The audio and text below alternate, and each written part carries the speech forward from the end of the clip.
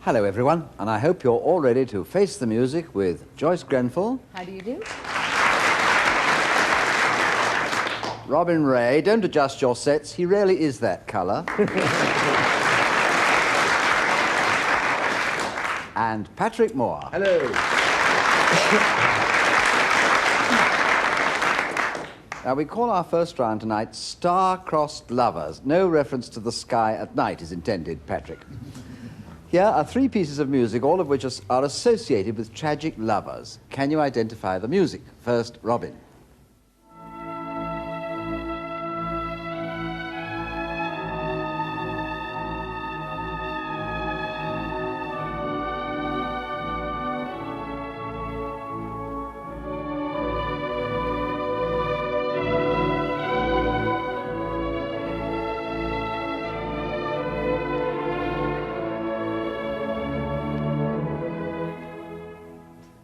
What a horrible one to start with. I thought of 5 star-crossed lovers, and that wasn't any of them. It's, I thought it might be, no, I won't say what I thought it might be, because that'll be the next one. But I thought it would be one by Tchaikovsky. And that sounds like Tchaikovsky to me. Do you want a hint? Oh, Yes, I would say that I was fairly desperate for a hint, yes. Right, well, it's a composer that our friend Bernard Levin doesn't care too much for. Oh, of course. Yes. We all know Bernard's little peccadillos, don't we? He doesn't care for Hector Berlioz. Right. And so it must be, yes, there are, Yes. Yes, I see that I'll have to quote something. From forth the fatal loins of these 2 foes, a pair of star-crossed lovers take their life. Oh, well, now, this is thoroughly shaming. Yes, I do actually recognise that quotation. It seems vaguely familiar. I thought it would be by Tchaikovsky. It's Romeo and Juliet by Berlioz. Thank you. Oh, God. What a stretch.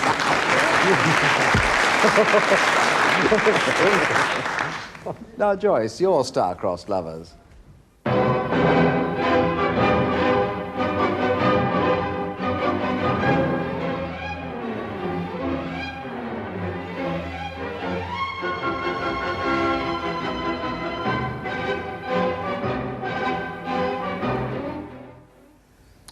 Well, now, it's Russian. And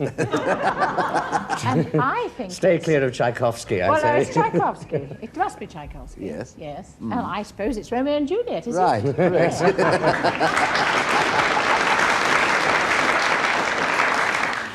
Lastly, Patrick.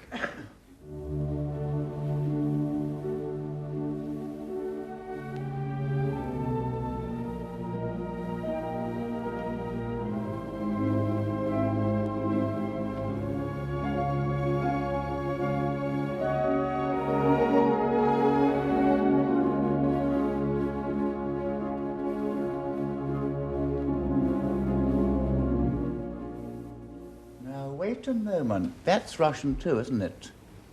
And I think it's Mr. Prokofiev. Correct. And I don't know the plot to Prokofiev. I'm going to take a wild gamble on the love of the 3 oranges. Well, what about this star-crossed lovers love? Well, the only thing I can think of is love. What? Love of the 3 oranges. Say it again, Patrick. We've all said it before. Say it again. What about these star-crossed lovers? Yes, exactly. Well, it could have been Romeo and Juliet. Well,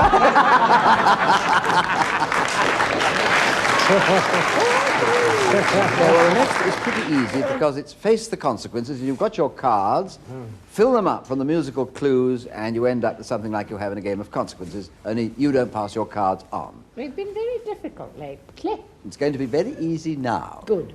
Right. Are you ready? Yes. First, a male character.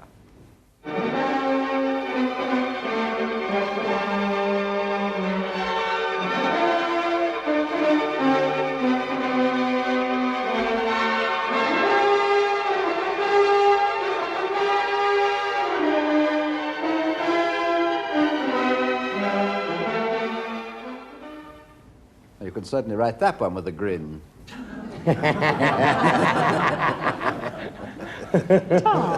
Met a female character.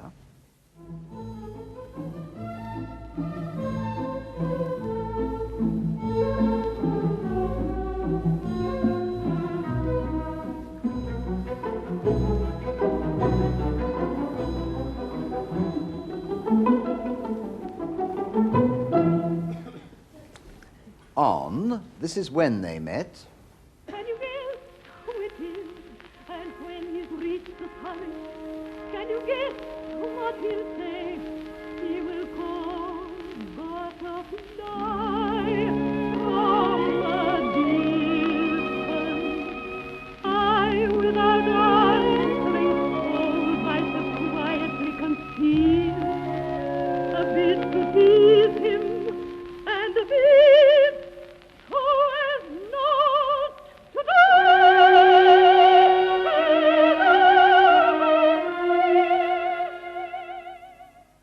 All happy? Yes. So Right. far. He said to her,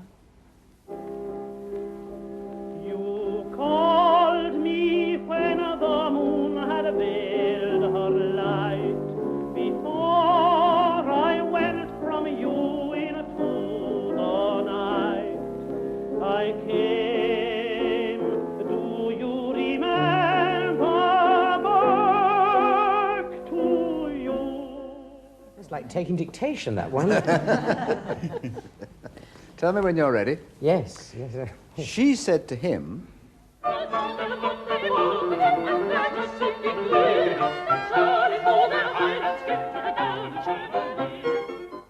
Yes. Is it? Yeah. the consequence was, nevertheless, they spent a...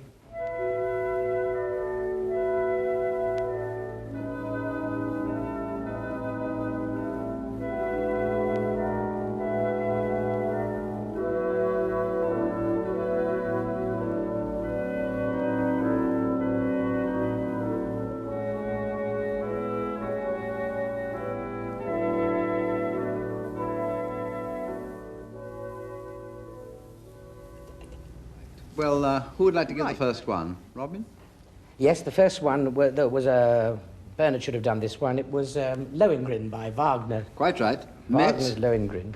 Patrick? I think that was Anitra from Grieg. Quite right. Yes. On, Joyce? One fine day. Yes. And did you know who was singing? Oh, I didn't. It I was was the too voice busy of writing. Joan Cross. Was it? Yes. Oh, how lovely. He said to her, anybody? You called me when the moon had left the night. Or words to that effect. Yes, exactly. I hear you calling me. I hear you calling. Yes. You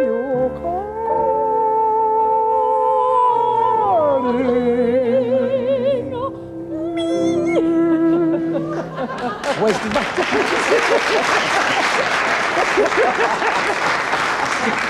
I know, you're crying because you're a musician, aren't you? Right. Anyhow, that was sung by John McCormack on a very old record. I guess that. And she said to him, Joyce, Charlie is my darling. yes, do you know who arranged it? No, oh. Frank Bridges, Beethoven. was it? Beethoven? Beethoven? Yes. No. Yes, arranged by Beethoven. Yeah. And the consequence was, nevertheless, they spent a... Something to do with Delius. And something to do on with a summer, I think. night. Yes, yes, Was everything it a except summer- one word. Summer something. Summer night on the... Bear Mountain. Well, you said it was one fine day, didn't you? There's summer night on the river. Of course, on the We weren't far off, were we? No. Now, I'll just recap these answers. Lohengrin, prelude to Act 3 of Wagner's opera, met Anitra's dance from Grieg's Peer Gynt on One Fine Day, sung by Joan Cross. He said to her, I hear you calling me, sung by John McCormack. She said to him, Charlie is my darling. It's part of a Beethoven arrangement. And the consequence was, nevertheless, they spent a summer night on the river by Delius. Now for our hidden melody. And this is where I wrap up a tune in the style of a composer, and you have to guess the tune and the style.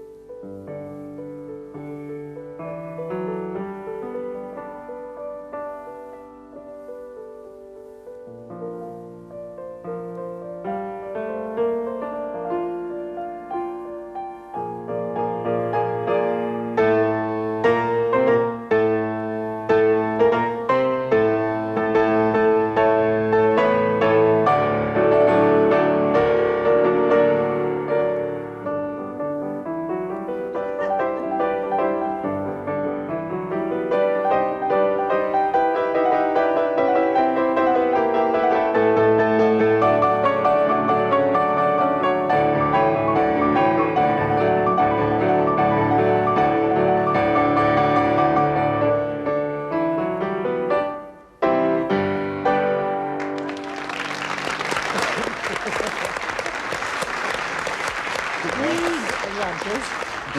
Or Rogers Grieg. Yes. Yes. And June is busting out all over. Correct. It was lovely, Joe. Lovely one. Lovely one.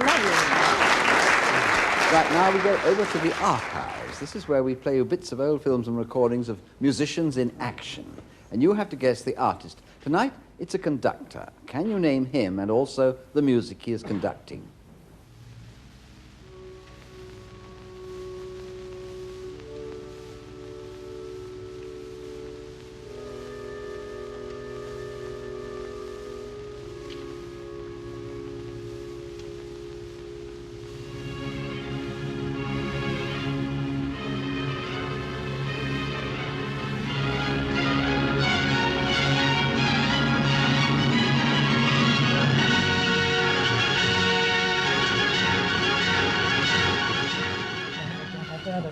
Yes, Yes, but who is he? I don't Is think it I'm Bruno right. Walter? No. No. Shall we establish the piece first? It is Beethoven. Beethoven. Beethoven's Overture to Egmont. Correct. The Symphony of Victory at the end of the overture. No. Now, who was conducting? It's a Russian. Right? Is it a Russian? Yes, it's a Russian who spent a lot of time in America. Serge Kouzovitsky. Right. Well done, Robin.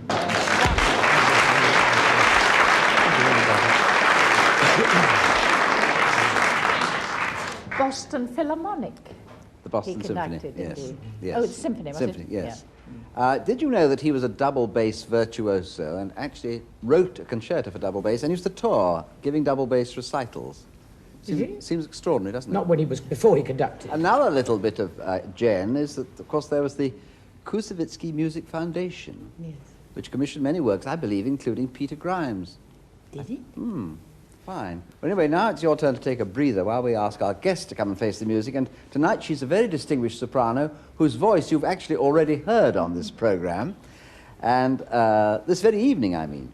She's retired from singing. We still think of her as one of the stars of the Sadler's Wells Opera. And, of course, we think of her so much as a first-night performer of so many of the Benjamin Britten operas. We welcome tonight Joan Cross.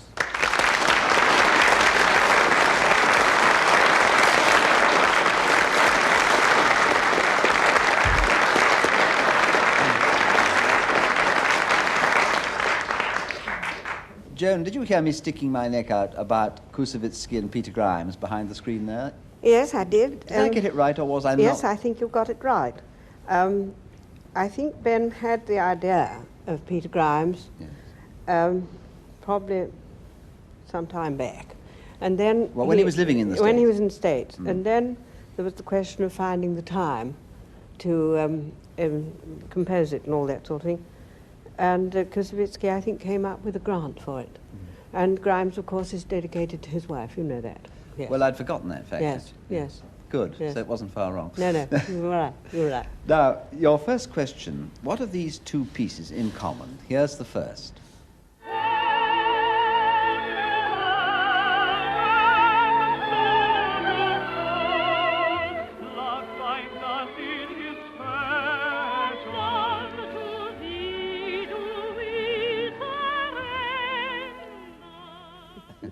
The Joan Cross evening, you're quite right. Anyhow, here's the second.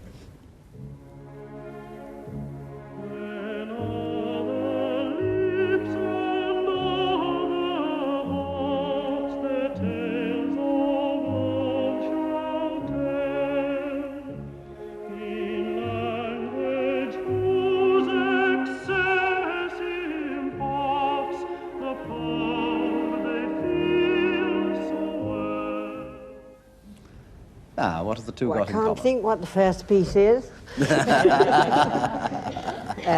Well, the first is La Bohème, Yes.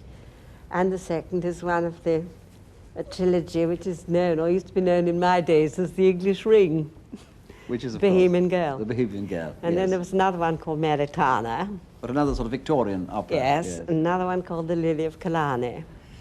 And they all had delicious tunes in them. Part of my history, my youthful history, is that I did a tour with Maritana, which is a ghastly piece. You've no idea. Who wrote Maritana? Wallace. Wallace. That's right, it's one. And there was a piece in it called Yes, Let Me Like a Soldier Fall. Oh, yes. And this we performed I hate to tell you what dates, I won't tell you, in the Ilford Hippodrome, and pennies rained down from the gallery onto the stage. They hated it. Incidentally, in that first aria, you were singing with Webster Booth. Webster Booth. Yes, it's a lovely it's an old record, but it still comes out quite well. It's a horrible record, as a matter of fact, because I don't sing in tune. Don't you? But it was made after a night of bombing. And it was when the bombs were raining down on London. And I remember walking down Kingsway over glass, you know, which had all sort of, come from smashed windows, and making this record, not having slept a wink the night before, you know. But I didn't. It didn't sound out of tune to me. Last parties. Is it? Now, your next question is, what is final about this?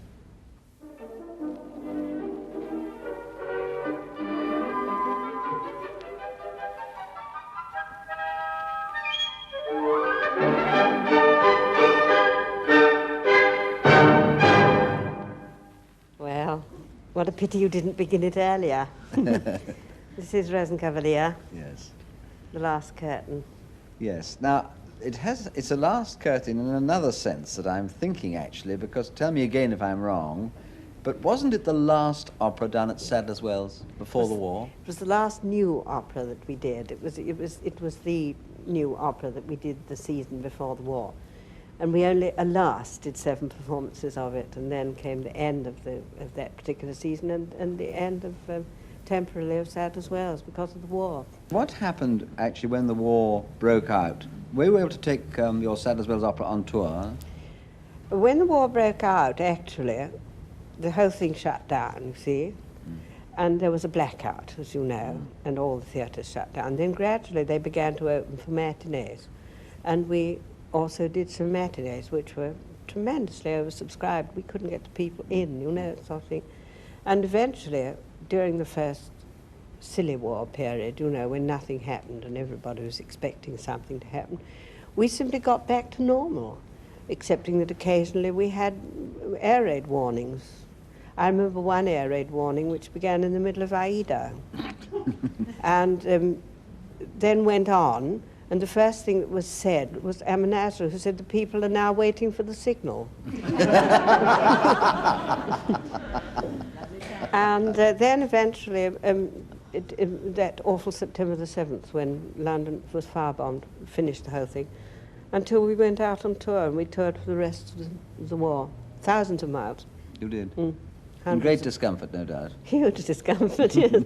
Yes, but, you know, it was fun in a way.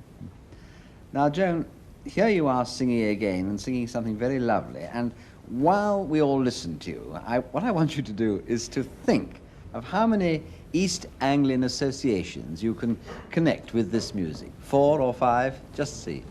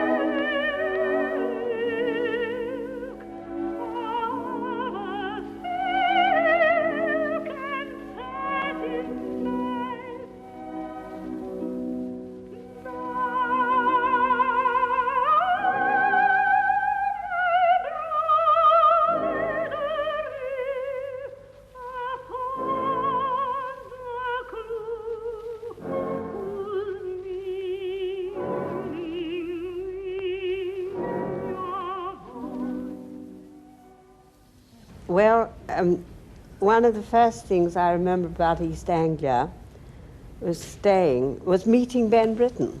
And I went to stay with him he lived then in a mill at Snape.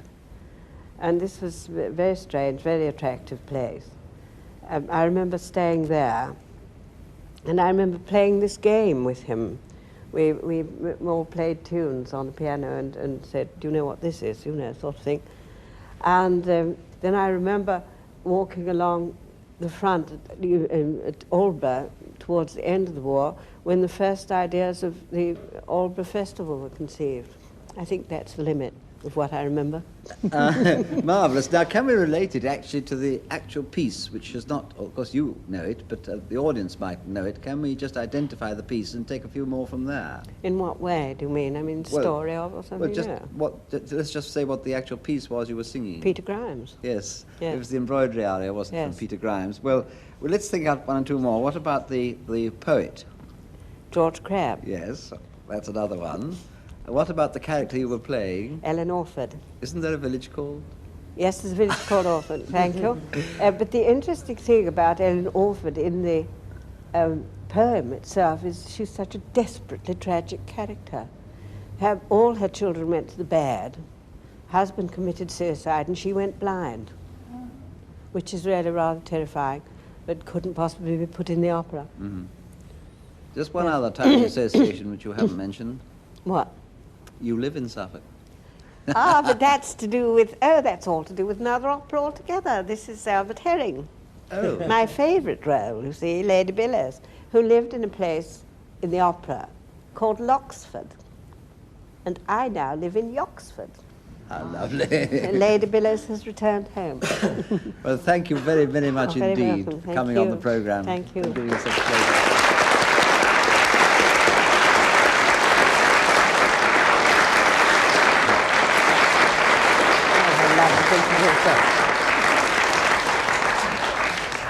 We're going back to the panel for a free-for-all question, the funny opera.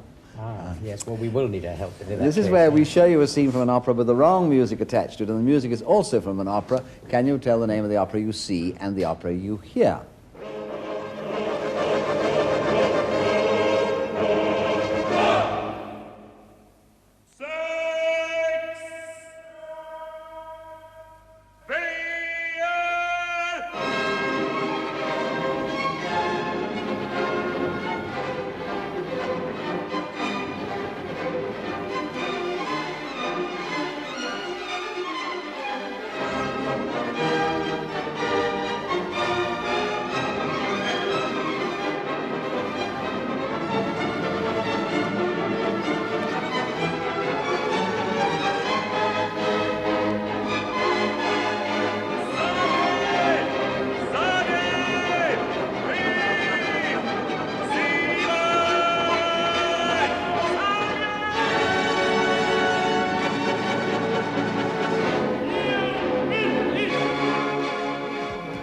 It was quite a production. It's the biggest stage I've ever seen.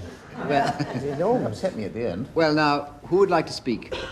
Not me, really. We looked for hints. It's Romans and no, those sort of Egyptians. soldiers in a hot Egyptians, land aren't like. they? Is it Aida? Yes, it is Aida. Well done, Joyce. I thought it was might be Aida.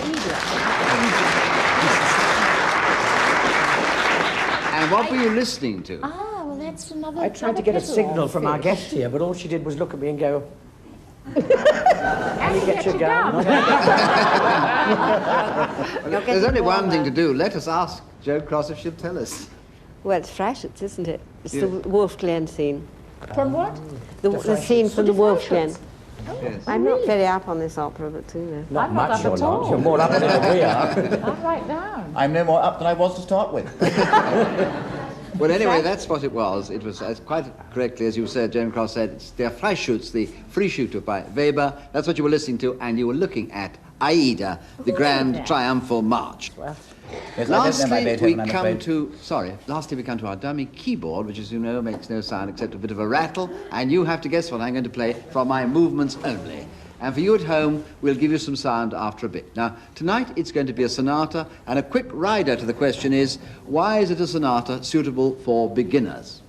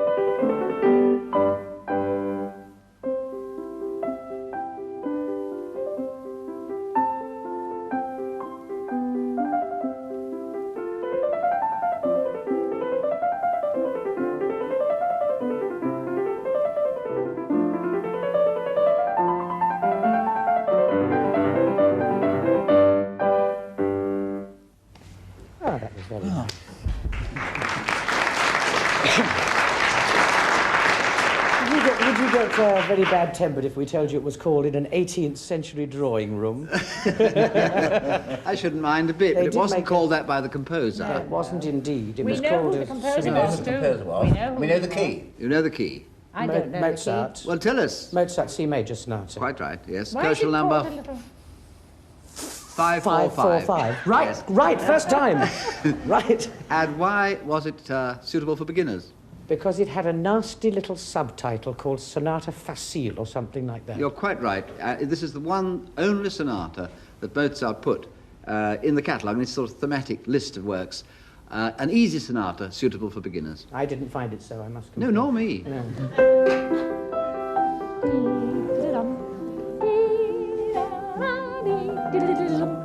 You should do very well, you know. You want to take this up for a living. Well, I'm afraid that's it for tonight. So it's good night from Joyce Grenfell, from Robin Ray, Patrick Moore, Joan Cross, and me, Joseph Cooper. Good night.